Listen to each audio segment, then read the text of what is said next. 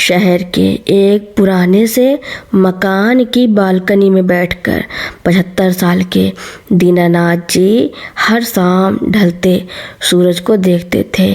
उनकी आंखें अब धुंधली हो चुकी थी, लेकिन यादें आज भी साफ थी। उनके 3 बेटे थे जो अपनी अपनी नौकरियों और परिवारों के साथ बड़े शहरों में बस चुके थे। महीने का पहला रविवार था। दीनानाथ जी ने बहुत चाव से अपनी पसंदीदा पुरानी घड़ी पहनी और दरवाजे की तरफ देखने लगे। उन्हें उम्मीद थी कि शायद इस बार कोई बेटा मिलने आएगा। दोपहर बीती, शाम हुई, लेकिन दरवाजे की घंटी नहीं बजी। तभी उनके सबसे छोटे बेटे का फ़ोन आया। दीनानाथ जी के चेहरे पर मुस्कान आ गई। हेलो बेटा, कैसे हो? घर कब आ रहे हो? दूसरी तरफ से आवाज़ आई, पापा बहुत बिजी हूँ, ऑफिस का काम ख़त्म नहीं हो रहा, इस बार नहीं आ पाऊँगा। अगले महीने पक्का। मैंने आपके खाते में पैसे डाल दिए हैं, कुछ चाहिए हो तो मंगा लीजिएगा। फ़ोन कट गया। दीनानाथ जी अकेलेपन की उस गहरी खामोशी में डूब गए। उन्होंने मेज पर रखे उन रुपयों की तरफ देखा जो हर महीने उनके बैंक खाते में आ जाते थे। उन्होंने ठंडी आह भरी और अपनी डायरी निकाली। उन्होंने डायरी में एक छोटा सा वाक्य लिखा, बेटा तुमने खाते में पैसे तो भेज दिए, पर क्या उन पैसों से मैं तुम्हारी बातें, पोते की शरारतें और वो पुराना साथ खरीद सकता हूँ? कुछ दिनों बाद दीनानाथ जी की तबीयत बिगड़ी। जब बेटों को खबर मिली तो तीनों आनन फानन में घर पहुँचे।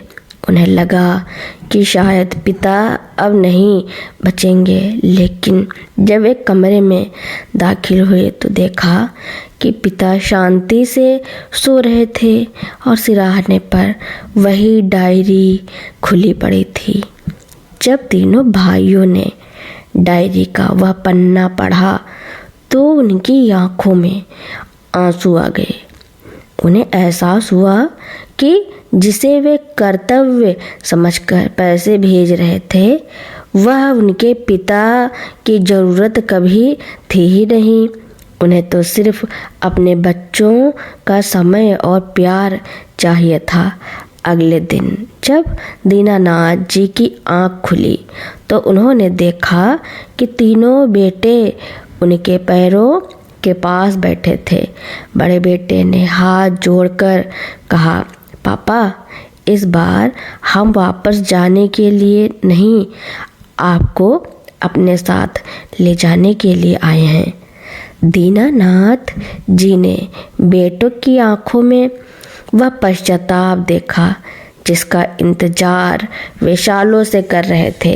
उन्होंने धीमी आवाज़ में कहा, बेटा मुझे शहर की उन ऊंची इमारतों में नहीं जाना जहां सूरज भी खिड़की से झांक कर चला जाता है। मुझे तो इसी आंगन में तुम सबका बचपन नज़र आता है। बेटों ने एक दूसरे की ओर देखा। उन्हें समझ आ गया कि पिता को उनके वैभवशाली फ्लैट्स में कोई दिलचस्पी नहीं है। फिर बीच वाले बेटे ने एक सुझाव दिया जिसने सबका दिल जीत लिया।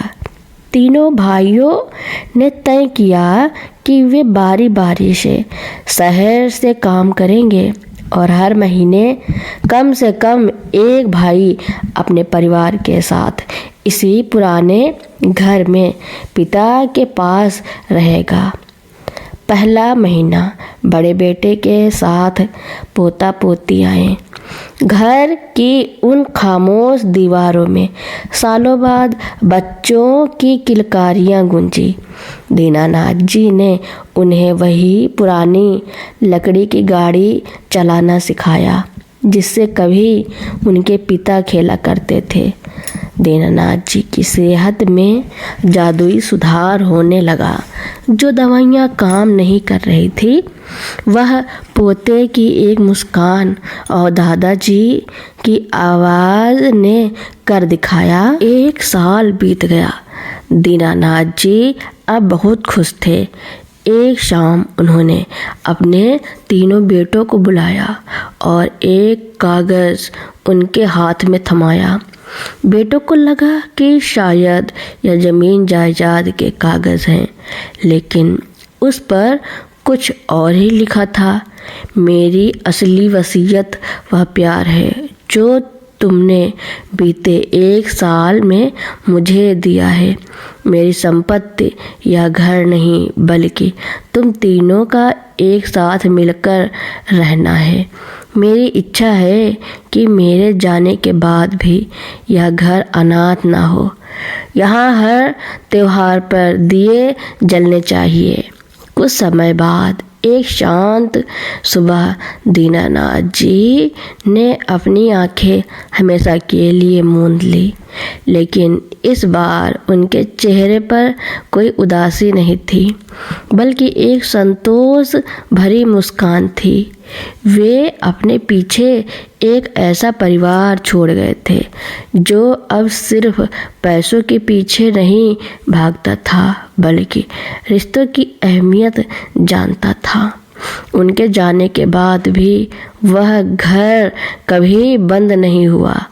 हर गर्मी की छुट्टियों में तीनों भाई अपने बच्चों के साथ वहाँ जुटते और बालकनी की उसी कुर्सी पर दीनानाथ जी की तस्वीर के सामने बैठकर पुरानी यादें ताज़ा करते। दीनानाथ जी के जाने के बाद घर की उस पुरानी बालकनी में उनकी वह खाली कुर्सी आज भी रखी थी। उनका सबसे बड़ा पोता आर्यन, जो अब कॉलेज में था, अक्सर वहाँ आकर बैठता। उसे अपने दादा जी की वह डायरी मिली थी जिसमें उन्होंने अपने अकेलेपन और फिर बेटों के वापस आने की खुशी लिखी थी। आर्यन ने एक फैसला किया। उसने अपने पिता और चाचाओं से कहा, पापा, दादा जी ने हमें साथ रहना सिखाया, लेकिन उन्होंने इस समाज के लिए भी बहुत कुछ सोचा था। क्यों ना हम इस घर को एक स्नेह कुटीर बना दें। तीनों भाइयों ने मिलकर अपने पिता के पुराने दोस्त को एक ऐसे केंद्र में बदल दिया जहां शहर के वे बुजुर्ग आ सकते थे जिनके बच्चे विदेश में थे या जो अकेलेपन से जूझ रहे थे। वहाँ एक छोटी लाइब्रेरी बनाई गई जिसमें दीनानाथ जी की पसंदीदा किताबें थी। हर रविवार तीनों भाई और उनके बच्चे वहाँ जाकर उन बुजुर्गों के साथ समय बिताते जैसे वे अपने पिता के साथ बिताते थे। एक शाम आर्यन ने देखा कि एक वृद्ध सज्जन दीनानाथ जी की उसी कुर्सी पर बैठकर रो रहे थे। आर्यन ने पास जाकर पूछा, दादाजी, आप उदास क्यों हैं? उन सज्जन ने कहा, बेटा, ये उदासी के आंसू नहीं हैं। तुम्हारे दादाजी चले गए, लेकिन उन्होंने जाते जाते हमें एक घर दे दिया। आज मुझे महसूस हो रहा है कि मैं अकेला नहीं हूँ। तुम्हारी पीढ़ी ने रिश्तों की जो डोर थामी है, वही असली दौलत है। सालों बीत गए। दीनानाथ जी के बेटे अब खुद बूढ़े हो रहे थे, लेकिन उनमें वह अकेलापन नहीं था जो उनके पिता ने शुरू में झेला था। उनके बच्चों ने सीखा था कि दीवारों से मकान बनता है, लेकिन साथ बैठकर चाय पीने और दुख सुख बांटने से घर बनता है। दीनानाथ जी की तस्वीर पर चढ़ी माला भले ही सूखी थी, लेकिन घर के आंगन में लगा वह पारिजात का पेड़ जिसे उन्होंने अपने हाथों से सींचा था, आज भी खुशबू बिखेर रहा था, बिल्कुल उनके संस्कारों की तरह। वक्त अपनी रफ्तार से चलता रहा। दीनानाथ जी के बेटे अब खुद सफ़ेद बालों वाले बुजुर्ग बन चुके थे। उनके पास रिटायरमेंट के बाद का खाली समय था, लेकिन उनके पास अकेलापन नहीं था। दीनानाथ जी ने जो स्नेह कुटीर की नींव रखी थी, वह अब एक बड़े वट वृक्ष की तरह फैल चुकी थी। एक दिन दीनानाथ जी का सबसे बड़ा बेटा, जो अब 80 साल का हो चुका था, उसी पुरानी बालकनी में बैठा था। उसका बेटा आर्यन पास आया और बोला, पिताजी, शहर में मेरा प्रमोशन हो गया है, मुझे विदेश जाना पड़ सकता है, क्या आप मेरे साथ चलेंगे? बड़े बेटे के मन में एक पल के लिए अपने पिता की वह धुंधली आंखें कौंध गईं जब उन्होंने बरसों पहले उसे इसी बालकनी से विदा किया था। उसने मुस्कुराकर आर्यन का हाथ थामा और कहा, बेटा, मैं तुम्हारे साथ जरूर चलूँगा, लेकिन इस शर्त पर नहीं कि तुम मेरी सेवा करो, बल्कि इस शर्त पर कि तुम अपने बच्चों को हर साल कम से कम 1 महीना इस स्नेह कुटीर में लाओगे। उन्हें पता होना चाहिए कि उनके परदादा ने यह घर ईंटों से नहीं, बल्कि इंतजार और प्यार से बनाया था। आर्यन ने अपने पिता की बात मान ली। जाने से पहले उसने दादा जी की वही पुरानी डायरी उठाई। डायरी के आखिरी पन्ने खाली थे। आर्यन ने कलम उठाई और वहाँ एक नई इबारत लिखी, रिश्ते बैंक बैलेंस की तरह होते हैं, अगर आप उनमें समय जमा नहीं करेंगे तो बुढ़ापे में ब्याज के रूप में यादें भी नहीं मिलेंगी। आज भी जब उस घर की पुरानी घड़ी में रात के 8 बजते हैं तो पूरे मोहल्ले को पता होता है कि स्नेह कुटीर में प्रार्थना का समय हो गया है। वहाँ कोई अनाथ नहीं है, कोई अकेला नहीं है। दीनानाथ जी की तस्वीर पर चढ़ा चश्मा और उनकी लाठी आज भी एक कोने में रखी है, जैसे वे आज भी देख रहे हों कि उनका परिवार बिखरने के बजाय एक गहरा होता जा रहा है। सालों बाद दीनानाथ जी का परपोता आरव, जो विदेश में पला बड़ा था, पहली बार उस पुराने कस्बे के घर स्नेह कुटीर पहुंचा। उसके हाथ में एक आधुनिक लैपटॉप था और आंखों में शहर की चकाचौंध। लेकिन जैसे ही उसने उस देहली पर कदम रखा, उसे एक अजीब सी शांति महसूस हुई। वहाँ दीवारों पर टंगी पुरानी तस्वीरों में उसने देखा कि कैसे उसके परदादा अकेले थे, फिर कैसे उसके दादाजी और पिताओं ने मिलकर उस अकेलेपन को एक उत्सव में बदल दिया। आरव ने देखा कि स्नेह कुटीर में रहने वाले बुजुर्ग अपने बच्चों से बातें करने के लिए तरसते थे। उसने अपनी तकनीकी ज्ञान का इस्तेमाल किया और वहाँ एक वर्चुअल कनेक्ट सेंटर बनाया। एक शाम आरव बालकनी में उसी पुरानी लकड़ी की कुर्सी पर बैठा था। अचानक उसे महसूस हुआ कि कोई उसके कंधे पर हाथ रख रहा है।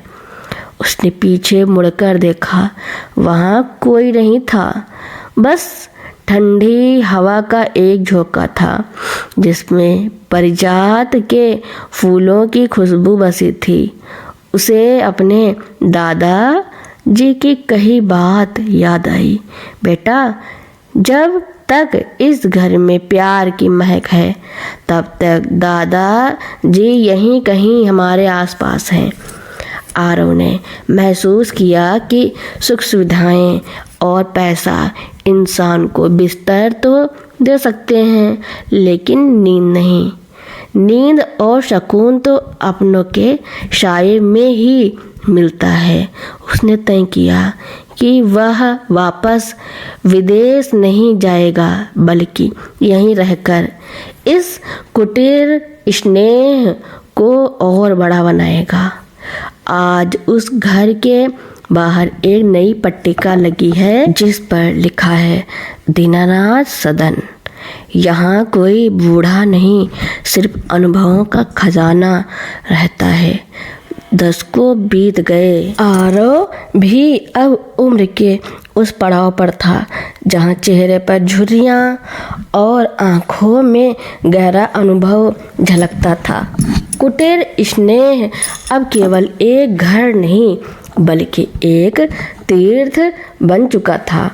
दूर दूर से लोग यहाँ यह सीखने आते थे कि कैसे टूटते हुए रिश्तों को फिर से जोड़ा जाता है। एक ठंडी चांदनी रात में आरव अपने पोते को लेकर उसी बालकनी में बैठा था।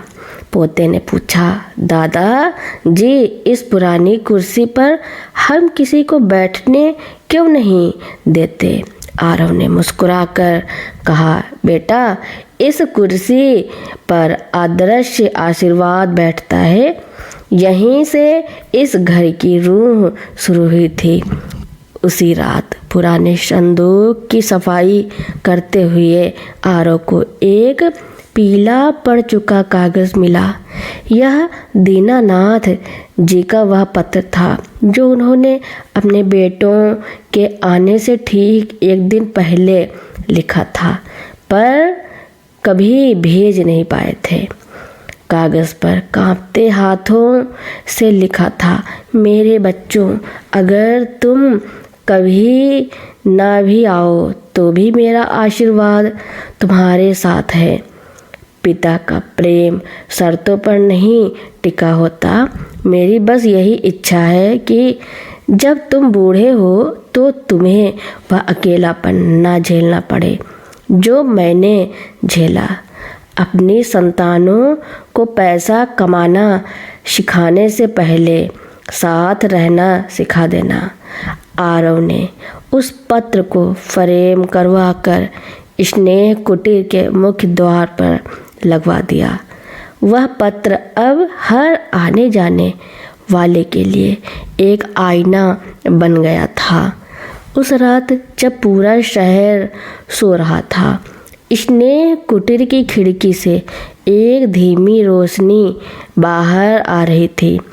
ऐसा लगता था जैसे दीनानाथ जी आज भी अपनी उसी पुरानी घड़ी में चाबी भर रहे हैं और समय को याद दिला रहे हैं कि रिश्ते कभी पुराने नहीं होते, बस उन्हें सहेजने वाले हाथ चाहिए होते हैं।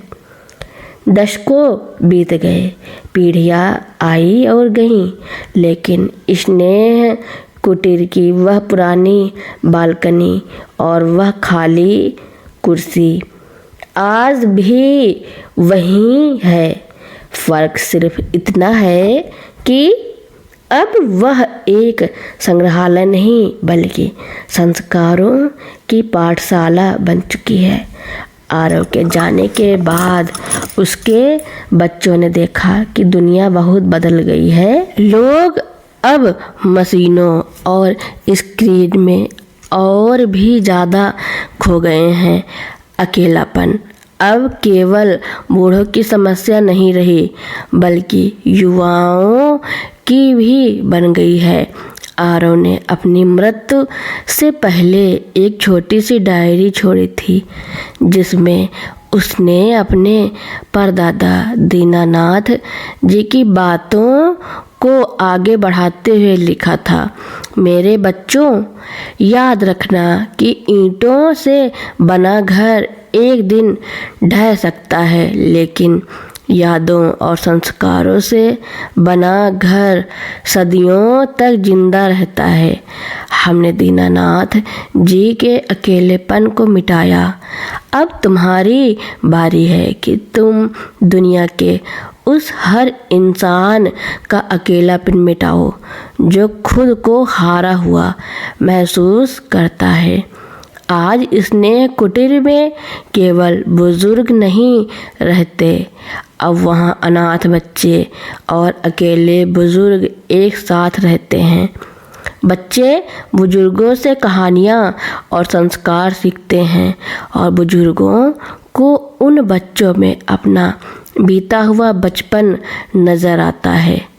दीनानाथ जी की वह पुरानी घड़ी जो कभी रुक गई थी, अब फिर से टिक टिक कर रही है।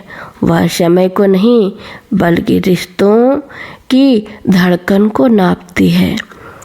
रात के सन्नाटे में जब सब सो जाते हैं, तो ऐसा महसूस होता है जैसे उस खाली कुर्सी पर बैठे दीनानाथ जी, उनके तीनों बेटे और आरव सब एक साथ मुस्कुरा रहे हैं।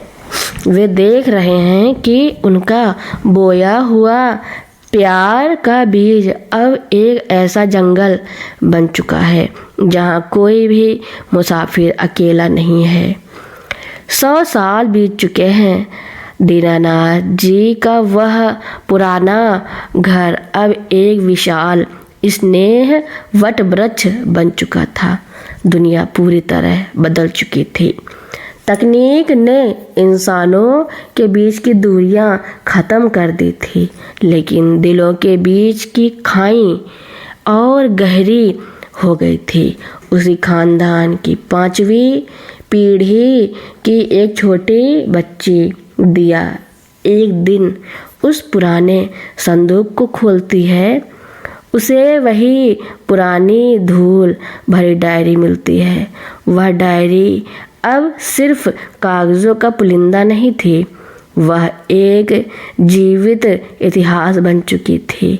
दिया ने जब डायरी का आखिरी पन्ना पलटा, तो उसे एक ऐसी लिखावट दिखी जो समय के साथ धुंधली हो गई थी, लेकिन उसके शब्द आज भी चमक रहे थे। वह दीनानाथ जी के हाथ से लिखा गया आखिरी संदेश था, जिसे उन्होंने अपनी मृत्यु से कुछ पल पहले लिखा था। मेरे बच्चों, मेरी कहानी का अंत तब नहीं होगा जब मेरी सांसें रुकेंगी। मेरी कहानी तब खत्म होगी जब दुनिया का आखिरी बूढ़ा पिता अपनी बालकनी में अकेला बैठेगा। जब तक तुम किसी को अकेलापन नहीं होने दोगे, तब तक मैं जिंदा हूँ। दिया ने उस डायरी के शब्दों को एक वैश्विक संदेश बना दिया। उसने स्नेह कुटीर की अवधारणा को हर शहर, हर गली तक पहुंचाया। अब दीनानाथ दिवस मनाया जाने लगा, जहां बच्चे अपने माता पिता के साथ नहीं, बल्कि मोहल्ले के किसी भी अकेले बुजुर्ग के साथ समय बिताते थे।